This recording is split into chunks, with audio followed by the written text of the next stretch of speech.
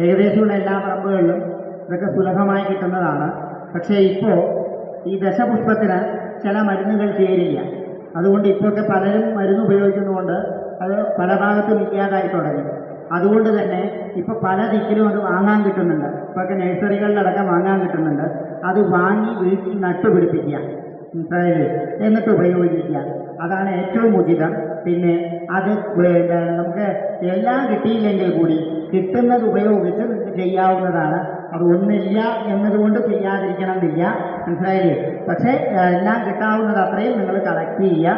പിന്നെ ദശപുഷ്പം നമ്മൾ വാങ്ങി വീട്ടിൽ വെച്ചിട്ട് ചെടിച്ചട്ടിയിൽ വളർത്തുമ്പോൾ അത് മുഴുവനായിട്ടും പറിച്ച് നമുക്ക് ചെയ്യാൻ പറ്റാത്തത് കൊണ്ട് അതിൻ്റെ ഓരോ കണങ്ങളെങ്കിലും ഉപയോഗിച്ചിട്ട് ആ ഒരു ശാസ്ത്രത്തെ മുന്നോട്ട് കൊണ്ടുപോകുക. കർഷക ഭാവിനെ കുറിച്ചൊന്ന് വിശദീകരിച്ചു കഴിഞ്ഞ്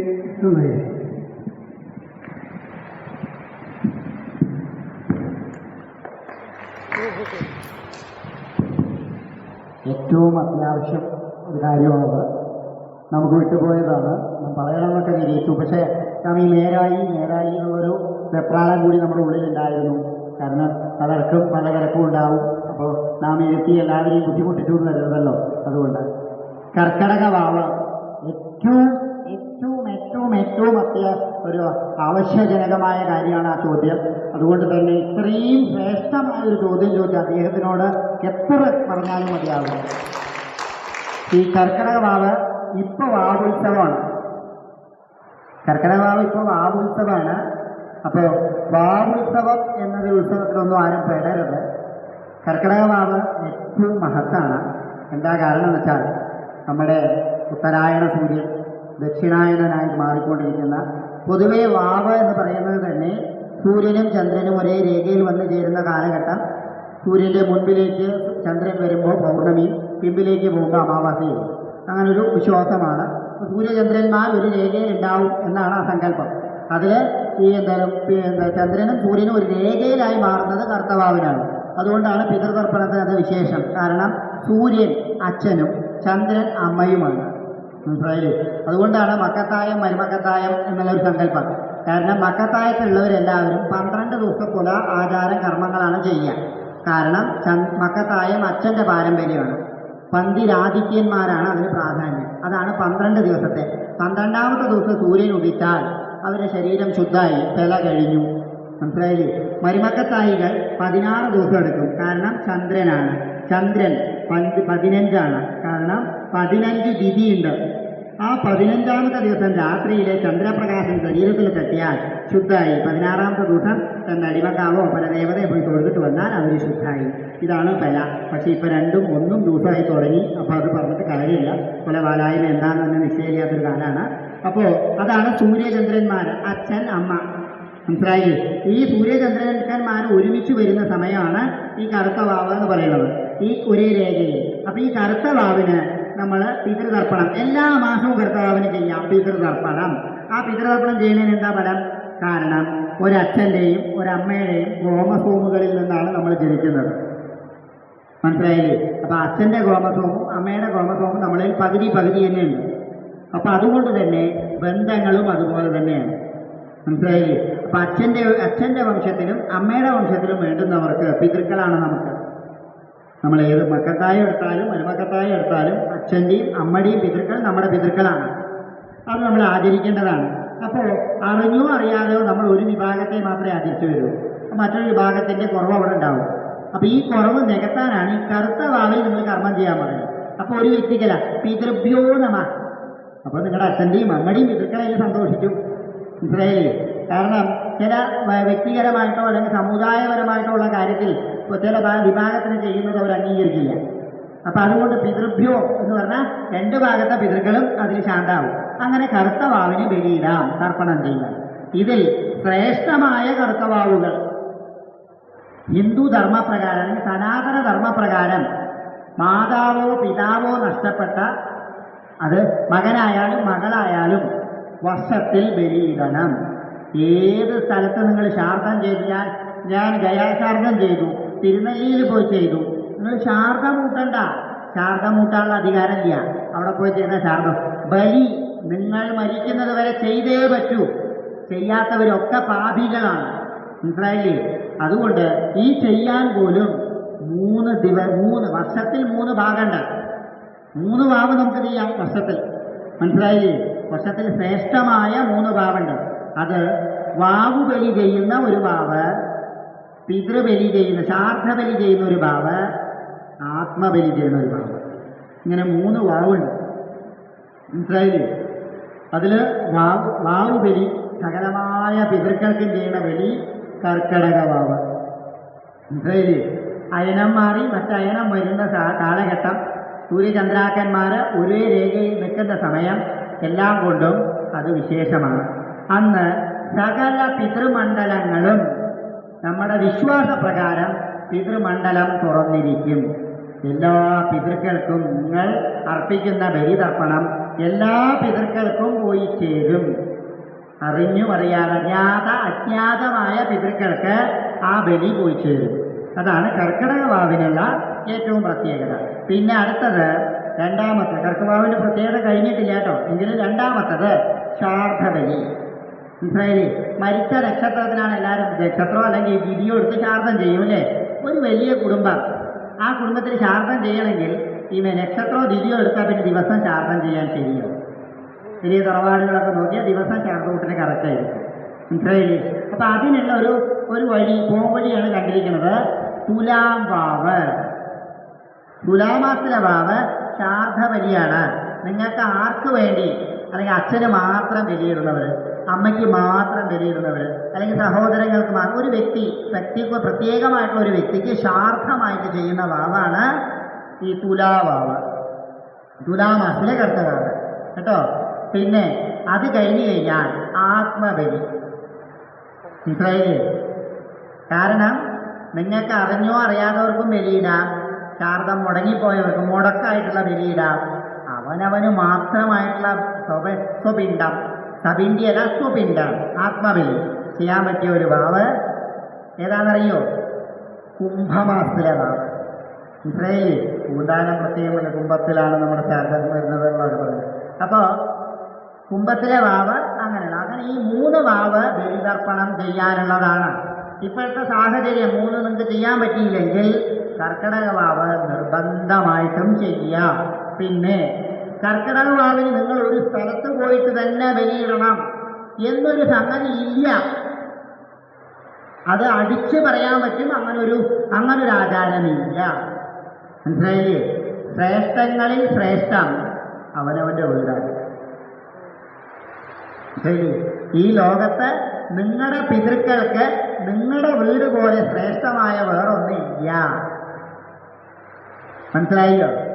നിങ്ങളുടെ പിതൃക്കൾക്ക് നിങ്ങളുടെ വീട് പോലെ, വയസ്സായി, ഒരു മിനിറ്റ് ഒന്ന് ചിന്തിക്കൂ, നിങ്ങളൊക്കെ വയസ്സായി, നിങ്ങളുടെ വീട്ടിൽ നിന്ന് നിങ്ങളെ വേറെ ഒരു സ്ഥലത്ത് കൊണ്ട് വിടാൻ പറഞ്ഞാൽ നിങ്ങൾ എന്ത് പറയും? ഞങ്ങൾ മരിക്കണവരെ എവിടെയെങ്കിലും ഇരുന്നോളാം, വെള്ളവും ഇല്ലെങ്കിലും വെളുത്തും ഇല്ലെങ്കിലും കുഴപ്പമില്ല അല്ലേ? അപ്പം നിങ്ങളുടെ പിതൃക്കൾക്കും അതേ ചിന്തയുണ്ടാവുള്ളൂ. നിങ്ങളുടെ പിതൃക്കൾക്ക് നിങ്ങളുടെ ഭവനത്തിൽ വെച്ച് നിങ്ങൾക്ക് ബലിയിടാം, അതിനൊരു തെറ്റുമില്ല. അതാണ് ഒരുപക്ഷെ ശ്രേഷ്ഠതയിൽ ശ്രേഷ്ഠത. മനസ്സിലായില്ലേ? ഒന്ന്, അതിന് മന്ത്രം, ബലിക്ക് മന്ത്രങ്ങളുണ്ട് കേട്ടോ. ബലിക്ക് മന്ത്രമില്ലാന്ന് എനിക്ക് പറയാൻ വയ്യ. പക്ഷേ നിങ്ങൾ ആത്മാർത്ഥമായി ചെയ്യുകയാണെങ്കിൽ അതിലും വലിയ ഒന്നുമില്ല. മനസ്സിലായില്ലേ?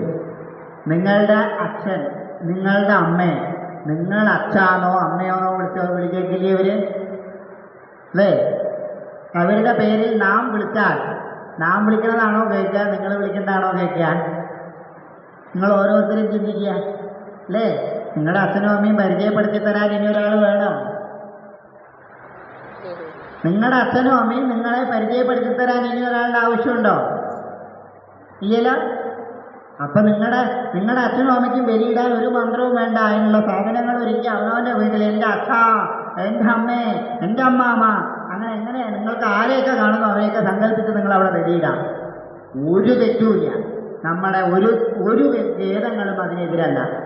നിങ്ങൾ ശ്രേഷ്ഠന്മാരായ ഗുരുക്കന്മാർക്ക് ചോദിക്കും, അതാണ് ശരി. പണ്ടുള്ളവർ ചെയ്തിരിക്കുന്നതും അത് തന്നെയാണ്. മനസ്സിലായില്ലേ? ഇന്ന് ഉത്സവമായപ്പോൾ ഇന്ന് ബലിയിടുന്നത് ഒരിക്കലും നിങ്ങൾ പിതൃക്കൾക്ക് വേണ്ടിയല്ലല്ലോ, സമൂഹത്തിൽ പറയാനല്ലേ, ഞാൻ ഇന്ന ഭാഗത്താ ബലിയിട്ട്, നീ എവിടെ ബലിയിട്ട്, ഞാൻ ഇന്ന ഭാഗത്താ ബലിയിട്ട്, ഇത് പറയാനല്ലേ ബലിയിടുന്നത്. അല്ലാണ്ട് നിങ്ങളുടെ അച്ഛനമ്മയ്ക്കും കൊടുക്കാനാ? അപ്പോൾ ഇങ്ങനെ ബലിയിടാം. ഒന്ന്, മനസ്സിലായില്ലേ?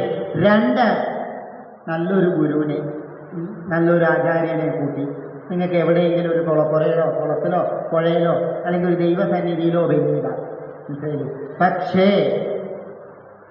എല്ലാവരും കൂട്ടമായി ചേർന്ന് വെപ്രാളപ്പെട്ട് അത് അവിടെ വെക്കണം ഇതിവിടെ വെക്കണം എന്നറിഞ്ഞ് അങ്ങനെ ബലിയിടുന്നത് ഒരിക്കലും അനുകൂലമല്ല. നമ്മുടെ മാത്രം അഭിപ്രായമാണ്. അതാരെങ്കിലും അലോഹ്യം വിചാരിച്ചാൽ വിചാരിച്ചോളൂ, ഒരു വിരോധവുമില്ല. മനസ്സിലായില്ലേ? കാരണം നിങ്ങൾ ചിന്തിക്കൂ, നിങ്ങളൊരു കാര്യം ചെയ്യുമ്പോൾ നിങ്ങളുടെ മനസ്സാണ് അതിൽ വേണ്ടത്, അല്ലേ? മനസ്സർപ്പിച്ചൊരു ബലിയിടാൻ നിങ്ങൾക്കൊരു 20 മിനിറ്റ് കൊണ്ടൊന്നും ഒരു ബലി കഴിയില്ല. കഴിയോ? അപ്പോൾ ഈ ആൾക്കാർ കൂട്ടത്തോടെ ചെയ്യണവിടെ 20 മിനിറ്റിനുള്ളിൽ നിങ്ങൾ ചെയ്തിട്ട് എന്ത് ബലി നിങ്ങൾ ചെയ്തു? നിങ്ങളുടെ ഏത് പിതൃവിനെ മനസ്സിൽ സങ്കല്പിച്ചു? ഏത് പിതൃ അതിൽ പ്രസാദിച്ചു? മനസ്സർപ്പിച്ച് ചെയ്യാൻ പറ്റുമെങ്കിൽ ചെയ്യുക, അല്ലാതെ ചെയ്തു എന്ന് വരുത്തി തീർക്കാൻ ചെയ്യുന്നതിൽ അർത്ഥമില്ല. മനസ്സിലായില്ലേ? അപ്പോൾ നല്ലപോലെ മനസ്സർപ്പിച്ച് ചെയ്യാം. പിന്നെ ഈ ബലിയിടുന്നത് ഒരു കാൽ കുന്തിച്ച് വെച്ച്, ഒരു കാൽ, അതും പുരുഷന്മാരാണെങ്കിൽ വലത്തേ മുട്ട് കുന്തിച്ച് വെച്ച് ചെയ്യണം, സ്ത്രീകളാണെങ്കിൽ ഇടത്തേ മുട്ട് കുന്തിച്ച് വെച്ച് ചെയ്യണം എന്നൊക്കെ ഉണ്ട് നിയമം. മനസ്സിലായില്ലേ? അങ്ങനെയൊക്കെ ചെയ്യണം. അത് പിണ്ടപ്പോൾ ശവണ്ടി ക്രിയകളൊക്കെ ചെയ്യുമ്പോഴാണ് അത് നിർബന്ധമുള്ളൂ. ബലിക്ക് അങ്ങനെ നിർബന്ധമില്ല. മനസ്സിലായില്ലേ? അവനവൻ്റെ ആരോഗ്യസ്ഥിതി നോക്കി അവനവന് എങ്ങനെ ഇരിക്കാൻ പറ്റുമോ അങ്ങനെ ഇരുന്ന് ചെയ്യാം. ഇത് കാലുവേദനയിൽ മനസ്സൊക്കെ പോയിട്ട് പിന്നെ നിങ്ങൾ അവിടെ ആർക്കാ ചെയ്യണത്? നിങ്ങൾ ബലിയിടണോ? എൻ്റെ കാല് വേദനിക്കണമല്ലോ എന്ന് ചിന്തിച്ച് ഈ കാലെടുത്ത് വെച്ച് അങ്ങനെ വെച്ച് ആ ചെയ്യുന്നതിൽ നിങ്ങൾ മനസ്സറിഞ്ഞ് ചെയ്തിട്ടുണ്ടോ? നിങ്ങൾ അവിടെ ഇരിക്കുന്നവരെ ബോധിപ്പിക്കേണ്ട, ആചാര്യനെ ബോധിപ്പിക്കേണ്ട, ഒരാളെ നിങ്ങളുടെ മനസാക്ഷിയെ ബോധിപ്പിക്കൂ. നിങ്ങളുടെ മനസാക്ഷിക്ക് നിങ്ങൾ നിങ്ങളുടെ പിതൃവിനെ വിളിച്ചു കൊടുത്തു എന്ന് തോന്നിയാൽ മനസ്സിലായില്ലേ? അപ്പോൾ അവിടെ എങ്ങനെ ഇരിക്കണം എന്നല്ല, പക്ഷേ ഈറൻ വേണം, നിർബന്ധമാണ്. കാരണം സ്ഥൂലത്തിൽ നിന്ന് സൂക്ഷ്മ ചൈതന്യത്തെയാണ് നമ്മൾ വിളിക്കുന്നത്. സൂക്ഷ്മ ചൈതന്യത്തിന് കൊടുക്കുമ്പോൾ നമ്മുടെ സ്ഥൂലം കളങ്കമറ്റതാവണം. നമ്മൾ എത്ര ശുദ്ധിയാക്കിയാലും നമ്മളിൽ നിന്ന് പലതരത്തിലുള്ള വായുവും ദ്രാവകവും പുറത്തു വരും, അശുദ്ധാണ്. മനസ്സിലായില്ലേ? മലപാത്രമാണ് നമ്മുടെ ശരീരം. അപ്പം അതിനെ ഈറൻ കൊണ്ട് ശുദ്ധിയോടുകൂടി ചെയ്യണം. അതിനാണ് ഈറൻ നിർബന്ധമാണ്. ഈറനിട്ട് ബലിയിടുക. നിങ്ങൾക്ക് ബലിയിടാൻ അത്യധികമായിട്ട് ഉപയോഗിക്കുന്ന 2 കാര്യമുണ്ട്, കറുകയും ചെറുകുളും, അല്ലേ? അപ്പോഴേ പറഞ്ഞു തന്നതിൽ മനസ്സിലായിണ്ടാവും. കറുകാര സൂര്യൻ, സൂര്യസാക്ഷിയിൽ ബലിയിടണം എന്ന് എല്ലാവരും പറയുന്നത് കേട്ടിട്ടില്ലേ? ബലി ചെയ്യണത് സൂര്യസാക്ഷിയിലാണ്. കർക്കിടകത്തിൽ സൂര്യൻ ഉദിക്കുക, കർക്കിടകത്തിൽ സൂര്യൻ ഉദിക്കാൻ ബുദ്ധിമുട്ടാണ്. അപ്പോൾ ആ സൂര്യനെ സങ്കല്പിച്ചിട്ട് കറുക വയ്ക്കുന്നു. കറുക എന്തിനാ വെക്കണത്? സൂര്യനെ സങ്കല്പിക്കുക, സൂര്യന്റെ സാക്ഷിയിലാണ്. വിളക്ക് കൊളുത്തിയിട്ടല്ല ബലിയിടുക. പണ്ടൊക്കെ കുളത്തിൻ്റെ ഓരത്തോ പുഴയുടെ ഓരത്തോ കുളിച്ച് ബലിയിടുകയാണ്. അന്ന് വിളക്കൊന്നും കൊണ്ടുപോയില്ല, ബലിയിടാനുള്ള സാധനങ്ങളെ കൊണ്ടുപോകുള്ളൂ. മനസ്സിലായില്ലേ? അതിൽ കറുക വെക്കുന്നത് സൂര്യനെ സാക്ഷി നിർത്തുക. സൂര്യനാണ് കറുക. സൂര്യനെ സാക്ഷിയായി, ആദിത്യ സാക്ഷിയായി ബലിയിടുന്നു. അതിന് കറുക വെച്ചു. മനസ്സിലായില്ലേ? ആദിത്യനെ സാക്ഷി നിർത്തി കർമ്മശുദ്ധി വരുത്താൻ കറുക കൊണ്ട് പവിത്രം ധരിക്കുന്നവരും ഉണ്ട്. മനസ്സിലായില്ലേ? പിന്നെ എന്ത് വേണം? ദർഭ. ദർഭ എന്താണെന്നറിയോ? പീഠമാണ്. ഈ പിതൃക്കളെ നമ്മൾ പിതൃലോകത്തുനിന്ന് ആ തൂശനിലയിലേക്ക് കൊണ്ടുവന്നിരുത്താൻ ദർഭ വേണം. ദർഭ വിരിച്ചു. പിതൃക്കൾ ആ ദർഭയിൽ വന്ന് ഇരിക്കാൻ വേണ്ടി സങ്കല്പിച്ചു. പിതൃഭ്യോ മമ ദർഭ പീഡാസനേ ആസനസ്ഥയാമി. പിതൃക്കളെയും പിതൃഗണങ്ങളെയും എൻ്റെ ഈ ദർഭാപീഠത്തിൽ വന്നിരിക്കൂ എന്ന് പറഞ്ഞു. എന്നതിന് ശേഷം അതിലേക്ക് ജലം കൊണ്ടും ഗന്ധം കൊണ്ടും പുഷ്പം കൊണ്ടും ആദ്യം പൂജിച്ചു. ആ പുഷ്പം ചെറുള എണീക്കണം. എതിരാ ചെറുള? യമന്റെ പുഷ്പമാണ്. മനസ്സിലായില്ലേ? യമനെ പ്രസാദിപ്പിച്ചാലേ യമൻ കൊണ്ടുപോയവർക്ക് നമുക്ക് കൊടുക്കാൻ പറ്റൂ, അല്ലേ? അതിനാണ് ചെറുള പുഷ്പം എടുക്കുന്നത്. ആ പുഷ്പം കൊണ്ട് ആദ്യം പൂജിച്ചു. പിന്നെ എന്ത് ചെയ്യും? തിലജലം. തിലം എന്ന് പറഞ്ഞാൽ എള്ള.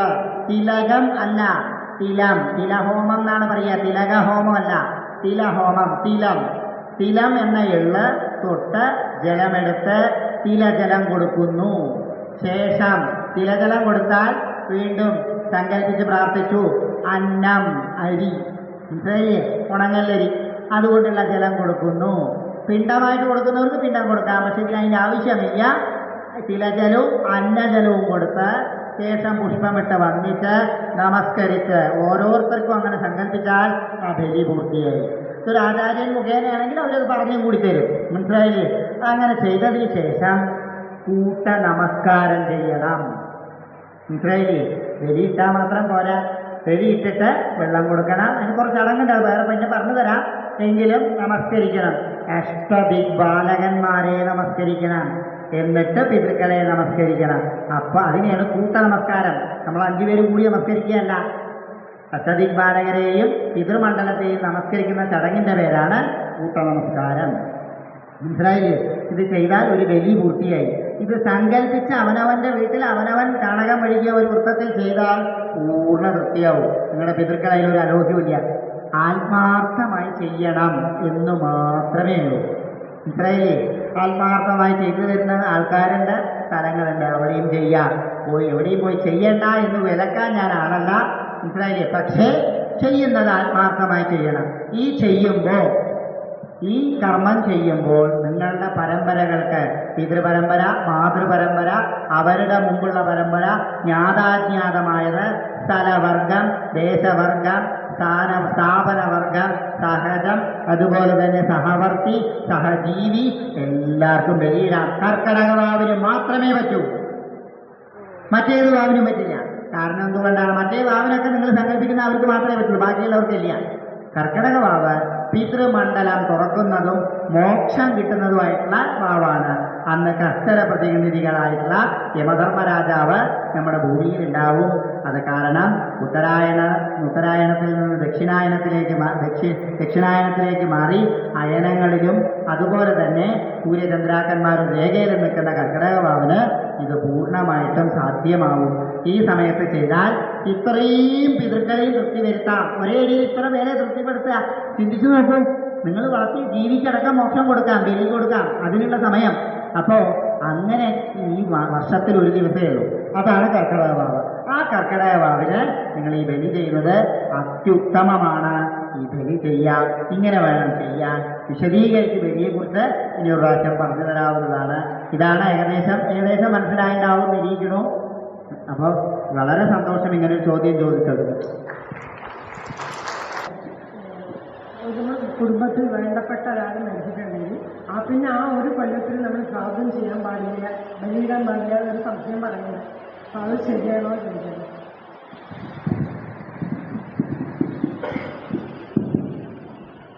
കുടുംബത്തിലെ നല്ല ചോദ്യമാണത്. കുടുംബത്തിലെ ഒരാൾ മരണപ്പെട്ടു വെച്ചാൽ നമ്മൾ ഈ പിതൃമണ്ഡലത്തിലെ എല്ലാവർക്കുമാണല്ലോ ബലിയിടുന്നത്, മനസ്സിലായില്ലേ.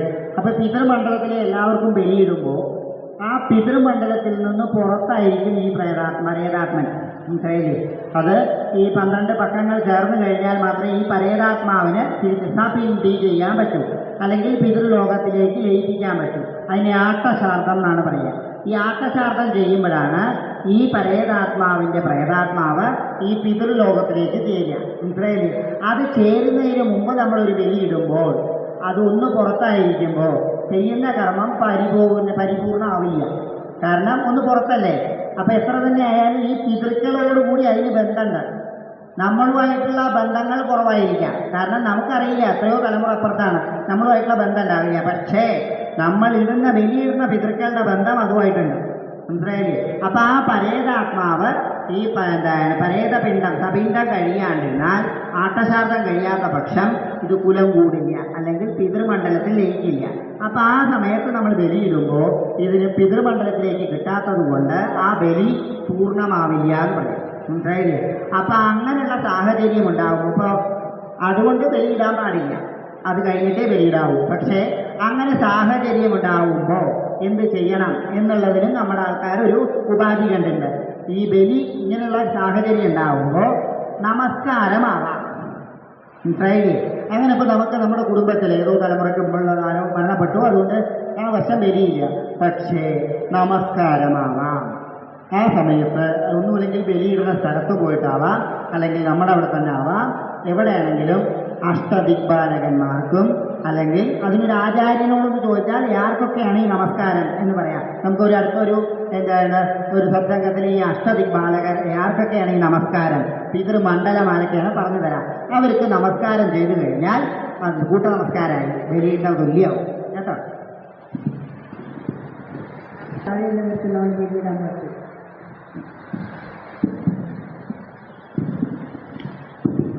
നമശിവായ. വയസ്സിന് താഴെയുള്ളവർക്ക് പിണ്ടം വയ്ക്കാൻ പാടില്ല. പിണ്ടം വയ്ക്കാൻ പാടില്ല. പക്ഷേ കർക്കിടക വാവിന് ചെയ്യുമ്പോൾ ശാർദവും പാടില്ല കേട്ടോ. വയസ്സിന് താഴെയുള്ളവർക്ക് പിണ്ടം വയ്ക്കാൻ പാടില്ല, ശാർദം കൂട്ടാനും പാടില്ല. കാരണം നിങ്ങളുടെ താഴെ ആയതുകൊണ്ട്. പക്ഷേ കർക്കിടക വാവിന്, അതാണ് ഈ കർക്കിടക വാവിൻ്റെ പ്രത്യേകത. കർക്കിടക വാവിന് മക്കൾക്കോ അതുപോലെ തന്നെ കൂടപ്പറപ്പുകൾക്കോ അനിയന്മാർക്കോ ഒക്കെ ബലിയില്ല. മനസ്സിലായില്ലേ?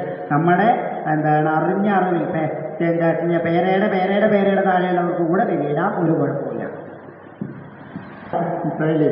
എന്തായാലും ഏകദേശം കുറച്ച് കാര്യങ്ങൾ സംസാരിച്ചു. ഇനിയും നമുക്ക് സത്സംഗങ്ങളൊക്കെ തുടരാൻ സാധിക്കട്ടെ എന്ന് പറഞ്ഞുകൊണ്ട് എല്ലാം തൽക്കാലം വേട്ടേക്ക് ഇന്നിപ്പോൾ ഇത്രയും കാര്യങ്ങളൊക്കെ നടത്തിയതാണ് വേട്ടേക്കറിൻ്റെ അനുഗ്രഹം കൊണ്ടാണ്. വേട്ടേക്കറിനും ഭാഗ്യേച്ചിയമ്മയും ചന്ദ്രോടത്തമ്മയും എല്ലാവരിലും അനുഗ്രഹം ചൊരിയട്ടെ. ഇനിയും നിറയെ കാര്യങ്ങൾ നമുക്ക് എല്ലാവർക്കും ചർച്ച ചെയ്യാൻ സാധിക്കട്ടെ, അനുഗ്രഹം ഉണ്ടാവട്ടെ എന്ന് പ്രാർത്ഥിക്കുന്നു. നന്ദി, നമസ്കാരം. എല്ലാവരോടും ഈശ്വരാനുഗ്രഹം ഉണ്ടാവട്ടെ.